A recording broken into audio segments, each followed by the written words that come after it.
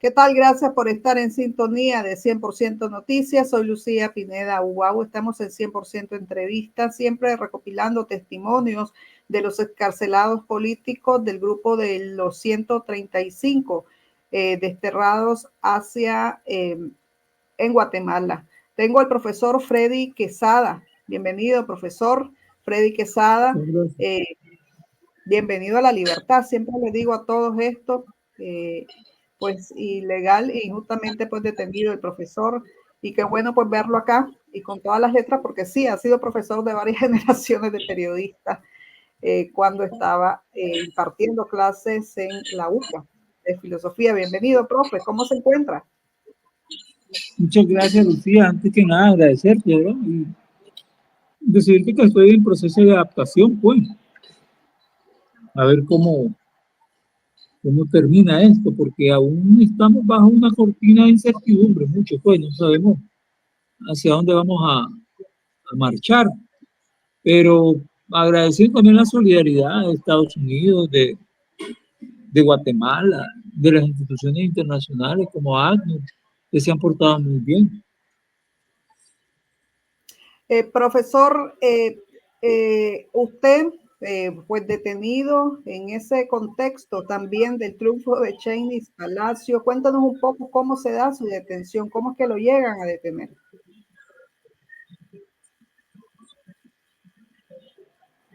¿Cómo de nuevo, Lucía?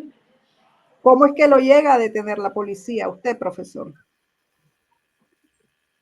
Ya sí, de una manera sorpresiva, pues, llegó a mi casa con técnicas de asalto. Yo estaba con mi celular en la mano, vestido de traje casual, y sí, lo escuchamos. me arrestaron, me arrebataron el celular. Sí fueron bruscos, pero no violentos, pues. Sé que hay una pequeña diferencia entre eso, pero eh, pues me esposaron y me llevaron a la estación 3 a interrogarme. No me leyeron ningún tipo de cargo, no supe yo, digamos, cuál era la acusación, aunque no necesitaba saberlo para sospecharlo, ¿verdad? Pero eso pasó. ¿Qué le decían en la estación 3 y en qué momento sabe usted los motivos de la detención? Mira, los motivos, hay un único solo motivo, ¿verdad? El único motivo es que llegan a capturar a un opositor, que soy yo. Pero los motivos formales son una prueba, que es haberle registrado me gusta a un Twitter, hoy X, sobre Cheney Palacios, la Miss Universo, donde un muchacho decía ahí que en Nicaragua era fácil organizar miles de personas y que la prueba iba a ser la recepción que le iban a hacer a Miss Universo. Le di like, la policía después me presentó eso como una prueba para desestabilizar al país.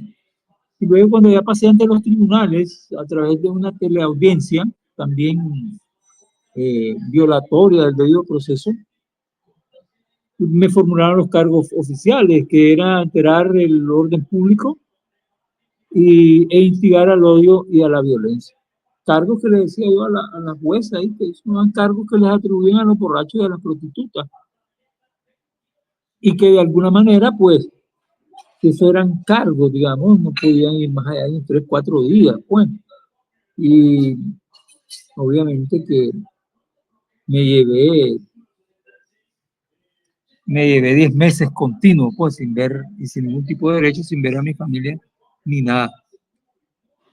Pero esos eran los cargos formales, pues.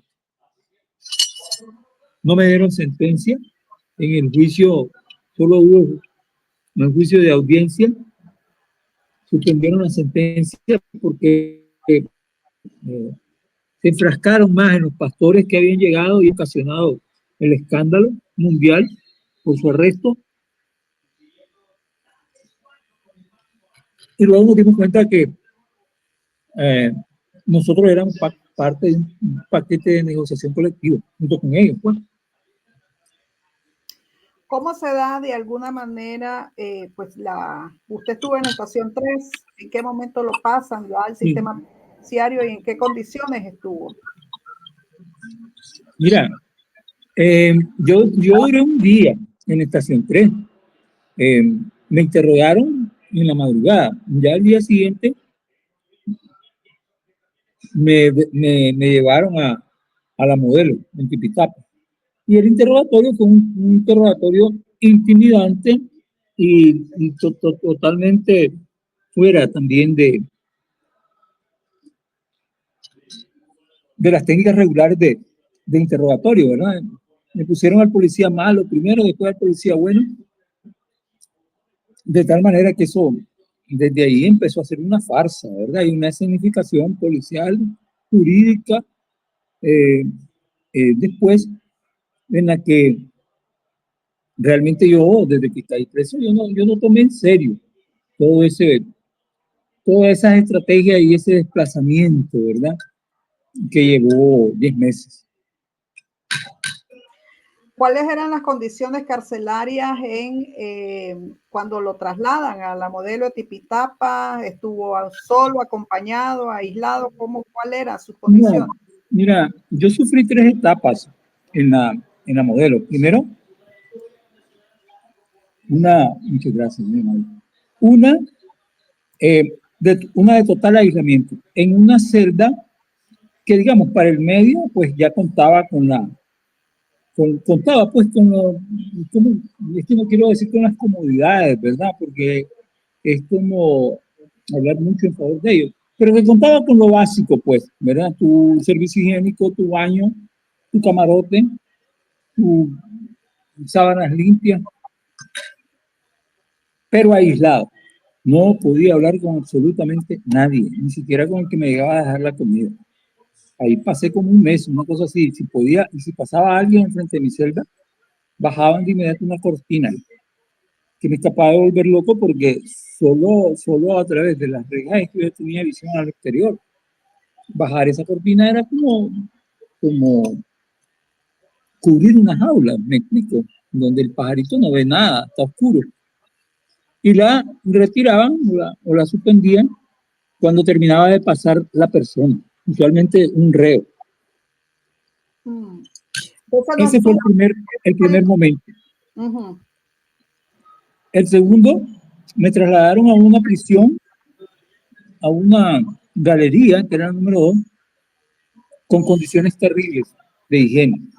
Esa última, esa galería 2, ahí sí, el servicio higiénico era un orificio y al lado un pequeño simulacro, diría yo, de lavandero que estaba junto a eso. Y era tan pequeña esa celda que el camarote estaba prácticamente enfrente de ese lavandero y del baño, del inodoro, pues, o de la letrina, porque eso era una letrina. Y tenía que soportar, digamos, el mal olor todas las noches de eso. Terrible.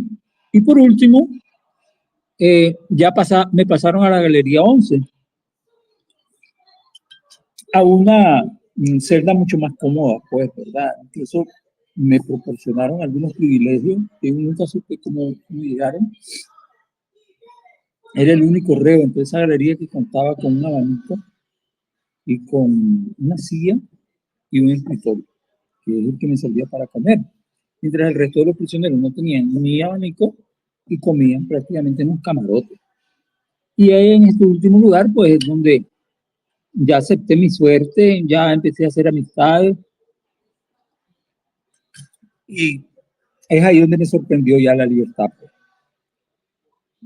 ¿Tenía material de lectura? ¿Cómo hacía? O sea, ¿tenía que comer solo lo que le daban en la prisión porque o recibía algún tipo de paquetería de su familia, profesor? No, mira, los 10 meses, todos nosotros ahí era el más viejo, no solo de edad, sino de estar más tiempo en la galería. El resto de los prisioneros tenían como 9 meses el máximo, pues. Y eh, eh, como como en mi caso, yo, te decía, ¿no? Que tenía esos privilegios. La comida, eso es lo que quería decir. En justicia, para ser realmente justo, era una comida típica de la clase media baja, digamos, de Nicaragua, ¿verdad? Es decir, tu arroz y tus frijoles, carne 3 o 4 veces a la semana, unos refrescos variados, 3 o 4. Eh, la comida no fue mala, tampoco puedo decir que fue excelente, pero fue una comida normal, pues, ¿verdad? Tú puedes disfrutarla hasta, o comerla hasta en tu propia casa, pues. Eso para ser justo realmente con ellos. Y por el otro lado, la atención médica. A mí en los últimos 3 meses me daban una atención, ¿cómo llamarle a eso yo? Una atención médica surrealista. Pues mira, me atendían 3 veces al día para tomarme los signos vitales y me, me tomaban fotografía cada turno. O sea, en el día me tomaban 3 fotografías y no solo una, sino como 3 o 4, tomando pastillas, eh, recibiendo la descarga de los colirios que tenían que ponerme por mis enfermedades crónicas.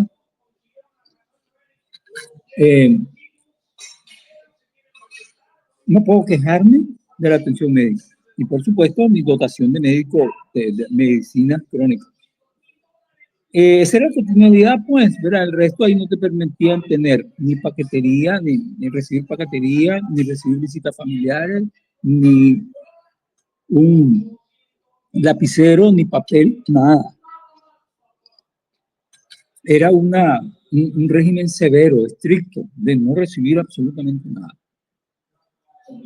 Y todos los días dar vuelta como una rata en un tambor. ¿Ya? ¿Cómo era su día a día? ¿Cómo hacía para matar las 24 horas del día, como decimos popularmente?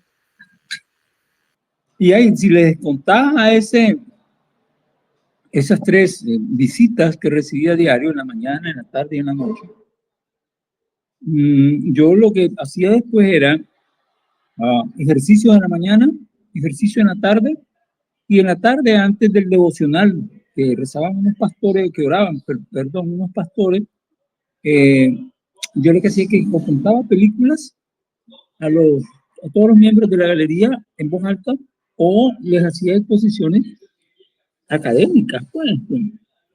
A veces, a veces, que a veces, pues, lo que miraba yo era que tenía un auditorio cautivo y hasta que me terminaban aplaudiendo, pues. Cosas surrealistas, ¿verdad? Como cuando te daba clase a vos, por ejemplo, que me arrugaban la cara. Creo que metodología e investigación, no sé si te llegué a dar clase a vos de esa en la UCA. Pero clases aburridas, pues, ¿verdad? En las que huían ustedes, pues, y mientras que en la cárcel, por supuesto, con una audiencia captiva, ¿verdad? Hasta aplausos recibía y les decía a ellos, yo miren, jamás me hubiera imaginado yo que hubiera recibido aplausos por una clase como metodología de la investigación. Imagínate qué aburrido estábamos que estaban dispuestos a oír clases de metodología de la investigación. Entonces, no lo puedo creer que me aplaudan todavía. Decían unos de ellos. No solamente lo aplaudimos, si tuviéramos dinero le pagáramos. Convirtió. Esa era la rutina, esa era todos los días. Llegué a contar, según uno de ellos, yo nunca le doy la cuenta. Dicen que llegué a contar cerca de unas 60, 70 películas yo.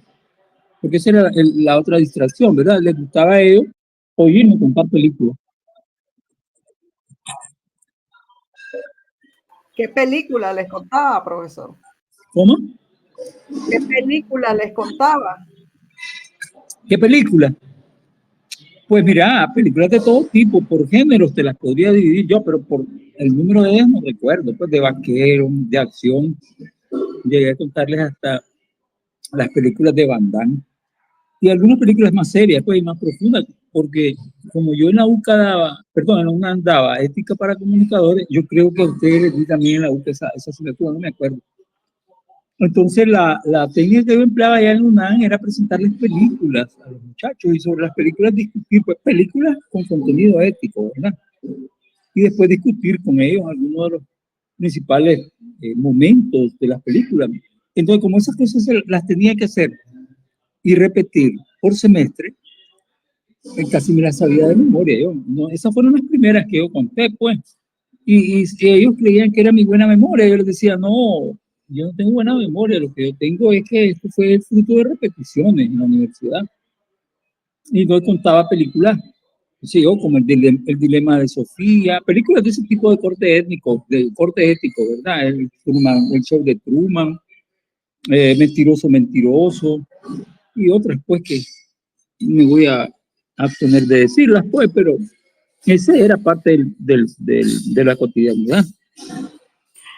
¿Estaba con presos comunes o presos políticos? No, nosotros éramos 20 en la galería, 10 presos, los pastores, presos religiosos, lo vamos a poner, pues, y los otros 10 presos políticos, distribuidos en las distintas selvas. En una estaban 4, en otra estaban 2, y en otra 6, y en otras 2, 1 y 1, para los 20. ¿En qué momento ustedes comienzan a ver de que van a salir de la cárcel? ¿O comienzan a sentir, a sospechar? Mira, yo le decía a Miguel Mendoza en una entrevista que me hizo que para percibir las señales de que nosotros íbamos a salir, yo siempre le recordaba a mis compañeros que lo que estaba sucediendo ya lo había leído yo en las narraciones que hacían él y el otro muchacho, Irving Larios, que eran los que como más, los que como que detallaban, digamos, los pasos que sucedieron antes de ser liberados ellos, qué sé yo, pues, los gritos, ya cuando iban en el autobús, ya cuando dieron el ruido de los aviones, se dieron cuenta que iban para el aeropuerto. Vos debes de saber esto mejor que nadie, pues, pero en ellos contaban eso. Entonces yo lo que hacía es que les transmitía a los muchachos eso que yo había leído cuando estaba libre. Y lo que sucedió fue que se repitió al calco eso, es decir, se repitió como una dosis segunda, ¿verdad? Y eso es lo que nos daba a nosotros, lo que nos orientaba a nosotros por dónde venían las cosas. Y así fue como comprendimos algunas señales de que íbamos a salir. Por ejemplo, cuando llegó el director de la modelo, nos dijo, empaquen rápido, báñense ya, que van para afuera. Era una señal segura, pues ya eso ya lo había visto yo en los muchachos, se los dije a ellos, y ya ese día nosotros nos dimos cuenta que íbamos para afuera. O sea, no nos tomó desprevenidos, pues, Lucía, porque ustedes eran el antecedente, pues. También está el otro aspecto, la embajada de los Estados Unidos se presentó al penal, entiendo yo, y les informó, ¿verdad? Que iban fuera también.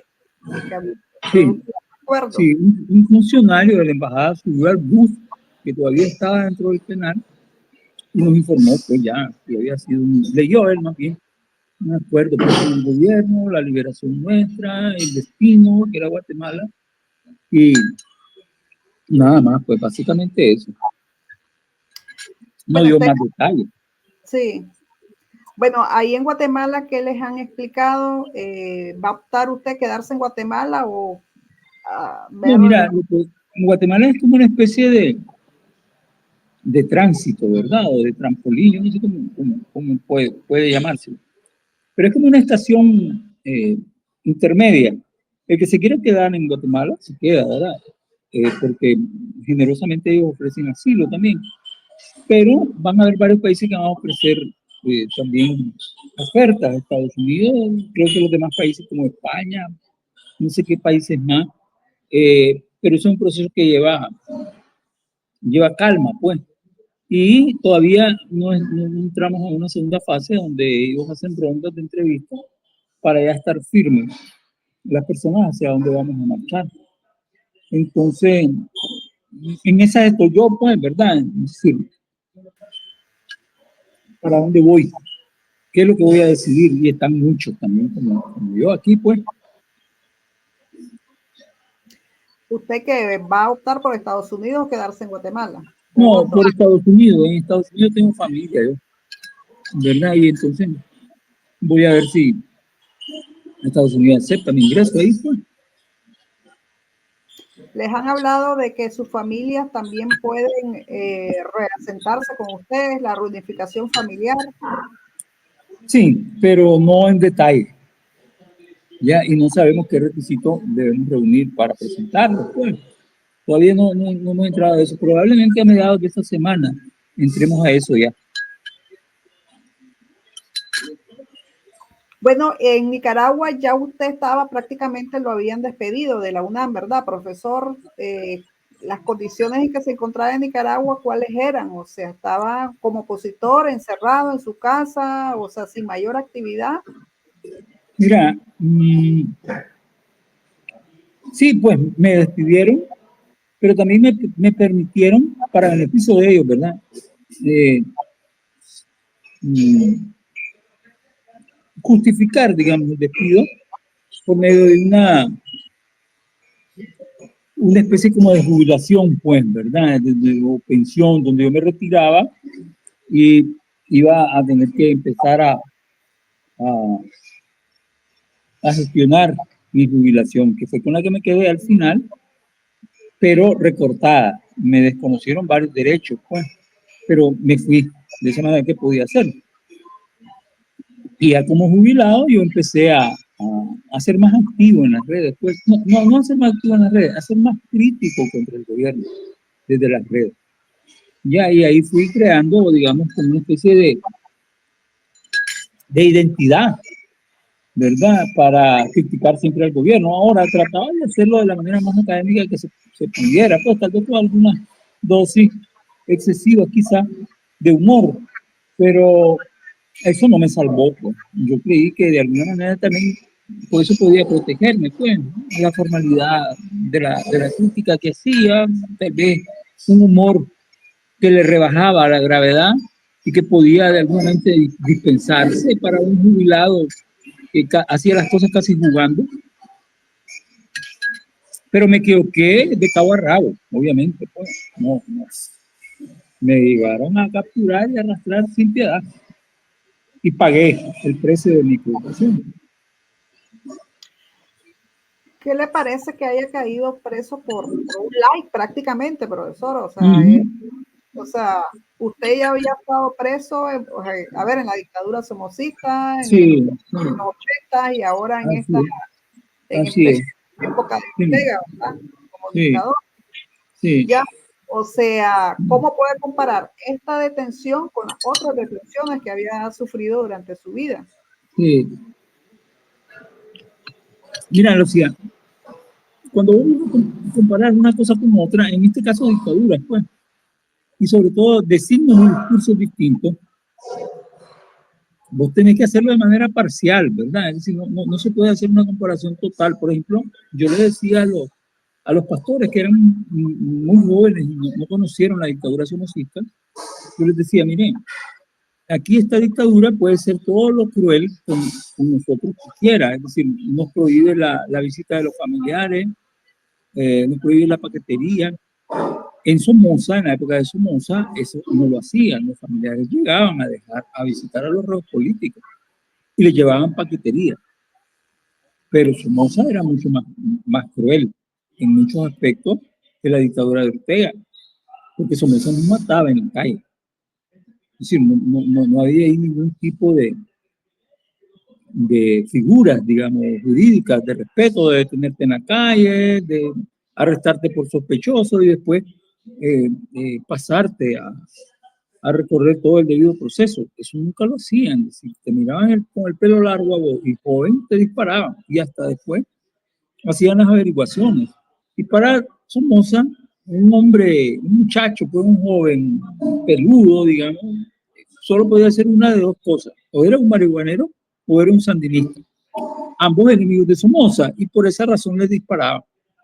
Me explico, es decir, esa es una crueldad que no hace el gobierno de Ortega.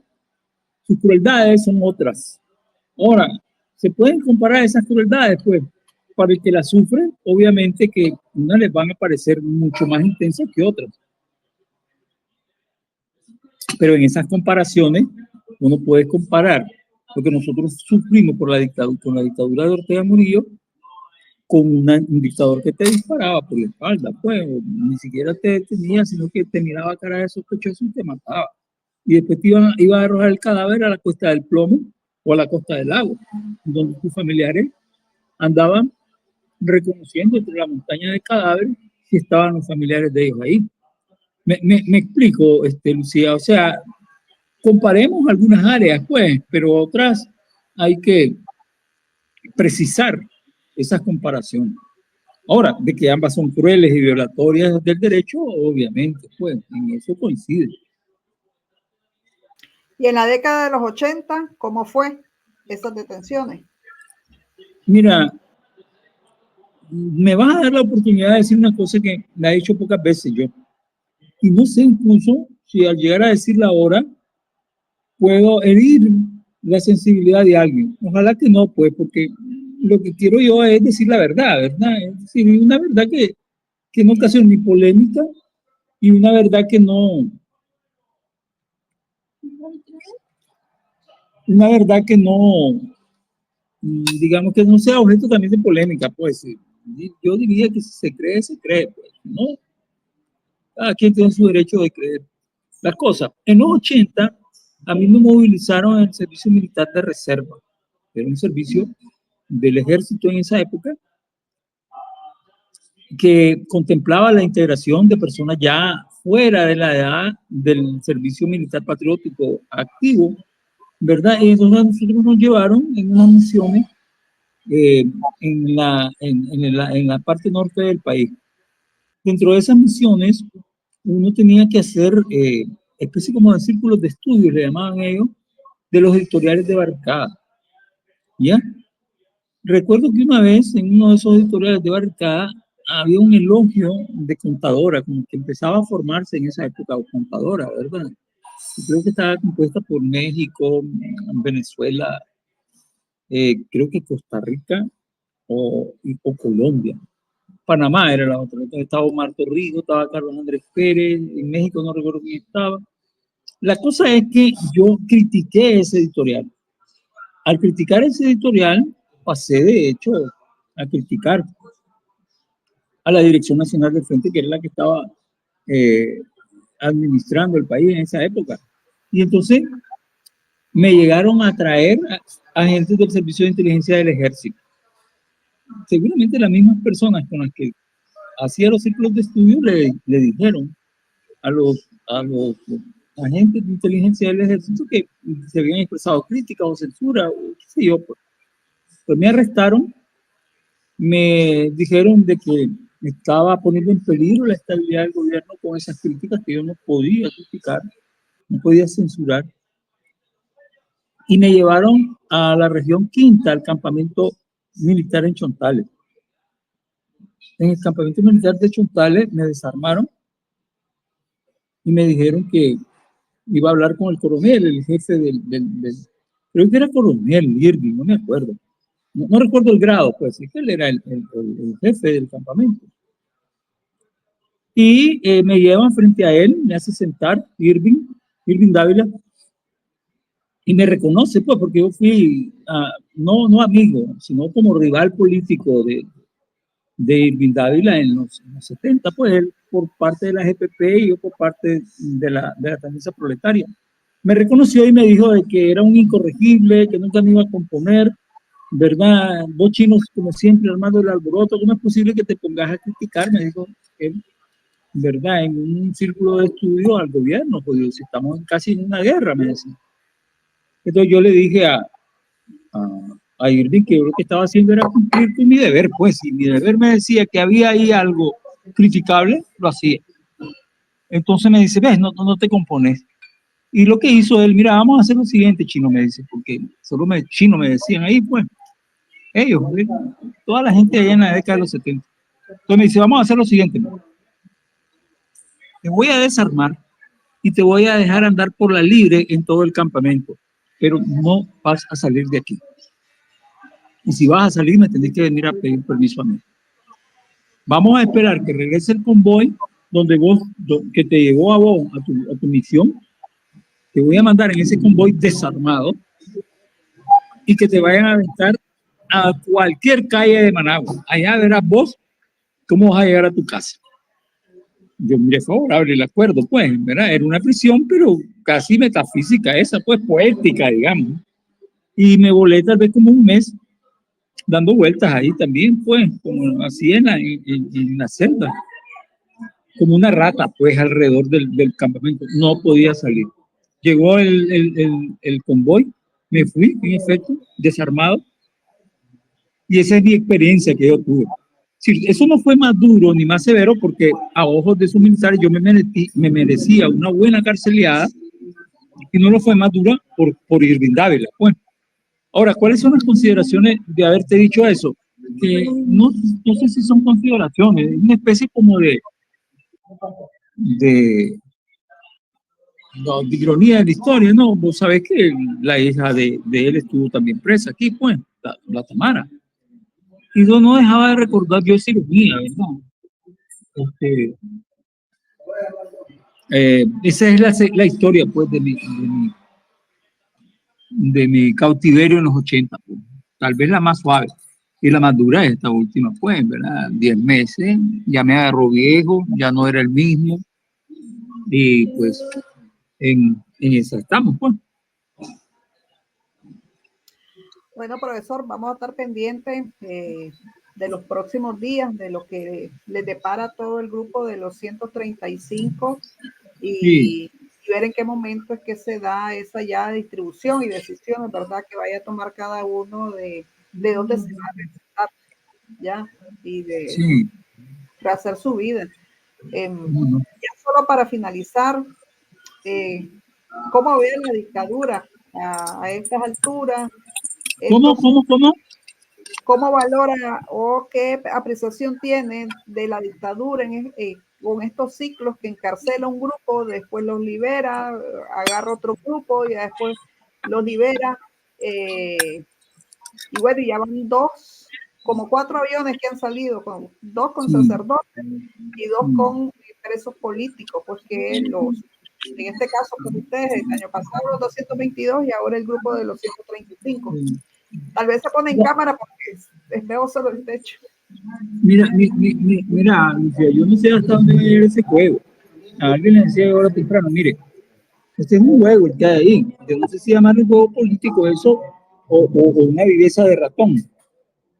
Porque quienes negocian siempre esas trampas o esos jueguitos son una potencia de peso mundial y un país pequeño e empobrecido como este, pues con dos dirigentes nacionales totalmente desprestigiados. ¿A dónde puede llegar eso? Pues, es decir, cada vez se vacían las celdas y las vuelven a llenar. Los mandan a Estados Unidos o a cualquier país que esté en alianza con ellos y Estados Unidos acepta de manera rápida. ¿Qué es eso? Pues, o sea, uno de los dos se va a aburrir. Y obviamente que la dictadura no se va a aburrir porque se beneficia de ese jueguito. Pero Estados Unidos no sé qué busca o qué espera o qué estará pensando. Pues, por ahí escribí yo que las potencias también son como las personas. Pues, envejecen, se vuelven amables, son como esos perros que cabalgan los niños, ¿no? Le quitan los bigotes, le levantan los labios, le miran los colmillos al perro y no sucede nada, ¿verdad? Hasta que de pronto viene una descarga y un manotazo y se dan cuenta que ese monstruo está vivo. Llegar a ese momento yo no sé, pero están provocando demasiado. Eso jueguito no se puede mantener, Lucía. Entonces, vas a estar sacando un promedio de 100 presos cada cuánto, pues cada 6 meses. ¿Quién se va a aguantar eso? Eso lo tienen que cortar. ¿De qué lado? No sé. Pero tienen que tomar una decisión sobre eso. No puede seguir así, eso no es política. Esas son provocaciones o burlas, pues yo no sé cómo llaman, ¿verdad? Y el que está haciendo esas cosas no sabe lo que es política. Bueno, profe, lo dejamos comer, que disfrute la cena. Y gracias, ¿verdad? por habernos atendido. Se cuida. Gracias, viste, por todo. Dele, hasta luego y bueno, ahí lo seguimos viendo en las redes sociales, sobre todo en X. Era el profesor Freddy Quesada, encarcelado solo por darle like a un tweet referido a Cheney Palacio. Bueno, así de absurdas son las cosas y las detenciones que ha hecho la dictadura para sacar, expulsar y desterrar también a opositores. Gracias a ustedes por su atención. Recuerde que este y todos los programas están en nuestro sitio web www.ciennoticias.com.ni y también en nuestro canal de YouTube 100 Noticias Nicaragua. La espera acabó. Encontrá en el nuevo Punto Rojo tus equipos. TV Samsung 32 pulgadas, TV Samsung 55 pulgadas, TV Samsung 65 pulgadas, laptop Dell Inspiron 15, laptop HP 14. Al contratar o renovar Claro Hogar, participas en rifas para gift card en supermercados. Visita tu centro de atención al cliente más cercano. ¡Claro que sí!